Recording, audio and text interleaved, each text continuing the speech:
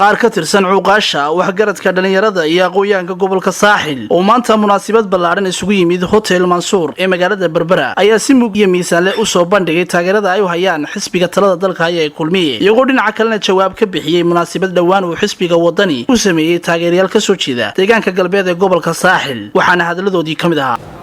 nin kastoo madaxayo nin kastoo mijaaba anagu waxaanu leenahay duruufaha jira awgood ha la eego oo ha la miisaamo oo ha la isku naxariisto ha la isna nabadgeliyo waxba faaqidaad iyo anigu ma tartee la badan oo tuulooyinka ay xisbiyada mucaaradka ay ka wadaan oo olole saabsan dalkeena dhibaata ka taagan abaaraha iyo dadkeena in loo gurmadaaba munaasiba oo laga dhiidhiyo maanta looma baahna in kolba odayaalmeynta lagu yiraahdo heer hebel baanu nahay na taageera oo ay reer hebel ay sheegtaan looma baahna waxay yiraahdeen markii Muuse Biix oo bari qabtay ee uu lacagaha bixinayay booyadaha bixinayay ololu waday bay yiraahdeen haddii keenna wax bixinayana aynu niraano ololu waday innaguna aynu isku hayno wax qabadka waa mashaakil waxaan leeyahay haddaynu cid kasta oo Soomaaliland dari maanta dadkeenu u jilicsan yahay waxaan leeyahay in ka dhex fadhigo aynu dadkeenu shaqayno way madheene inta waxa asxaab maxay tahay doorashadana haddii maalintii loo astay lagu qabanayo iyo haddii aan loo qaban waxaynu u leenahay ma garanaysaa hay'ado aynu dooranay oo gaara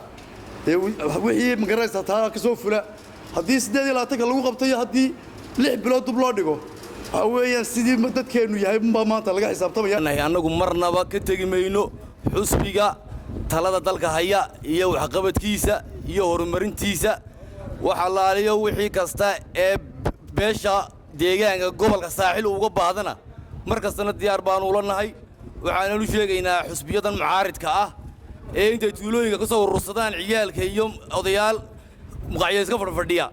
ee oranaya waxa tiraahdaan annagoo beeshaasa annagoo Ciise Muuse leeyahay taan mar ugu horeysay wax la yiraahdo aadan Ciise iyo Maxamed Ciise toona ma naqaano haddaanu nahay beeshan deegaanka waxa leeyahay Ciise Muuse beesha Ciise Muusena dhammaan waxay ku kooban tahay xusbiga talada dalka haya ee Muuse Biix Cabdi halkaas ayaan saasan idigu sheegaya inta ka bacdi waxa leeyahay Ilaahay abaarta inaga jabiyo waxaan leeyahay abaarta inaga jabiyo waxaan leenahay Ilaahay oo raxmad noo haya Ilaahay raxmad noo shubo gudoomiyihii dhalinyarada xisbigii cuday burburay oo kana tirsanaa garabkii Jamaal haddaanu nahay waxaan ku birnay dhalinyarta gobolka saaxil xisbiga kulmiye waxaan maanta dhisaynaa musharaxa madaxweynaha Mujaahid Muuse Biix Cabdi dhalinyarada reer Berberana waxay isku raaceen yihiin xisbiga kulmiye waxaan annaga xaflad waa noola qaban kari waayay laakiin waxaan iska deynaa abaaraha iyo waxa jira waxaan leenahay xisbiga wadani war waadigii shalay lahaa abaaraha waxbaan u daayay muxuu ahaa doorashada dib ugu dhigaynaaye war dadkana xaflad u qabanaysid abaaraha ku tarbaan leenahay annagu waa naga iska deynaa haddaan nahay garabkii Jamaalay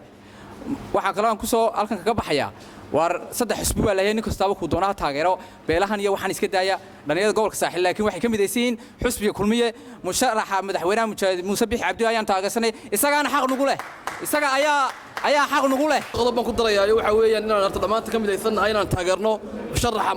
jagada madaxweynaha ee mustaqbalka Muuse Biix Cabdi oo aan ka midaysanahay halka qodob ku daraya waxa weeye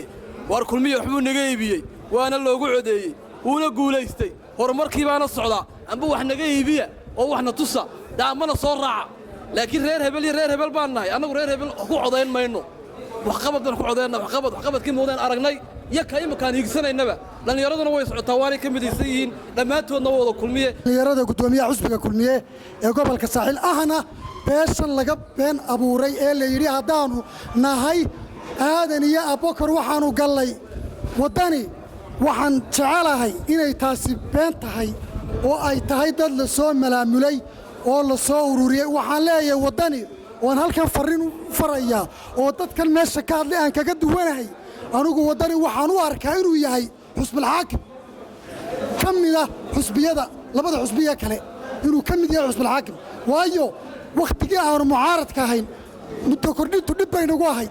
laakiin se waxaad moodaa maanta wadani inay u hanqataagayso muddo kordhin dambe oo doonayso inay muddada dib loo dhigo anu taa waan kaga duwanay dadkan laga hadlay waayo mucaaradka dhib bay nagu ahayd waqtiga muddo kordhintu laakiin se maanta waxaad moodaa inuu noo doonayo annaguna aanu diidanay haddaan xusbul xaakim nahay doorashada in dib loo dhigo wanaga dhib bay nagu tahay dadka reer Soomaaliland wayna daawanayaan maadaama ay dadka reer Soomaaliland daawanayaan oo la isku sheegay siyaasiyiintii xisbiyada waxaan leeyahay hal laga xoroobo hal laga waantoobo waa wax laga xishoodo in la yidhaahdo reer hebel iyo reer hebel baan soo galay reer hebel iyo reer hebelna meel kuma dhammaadaan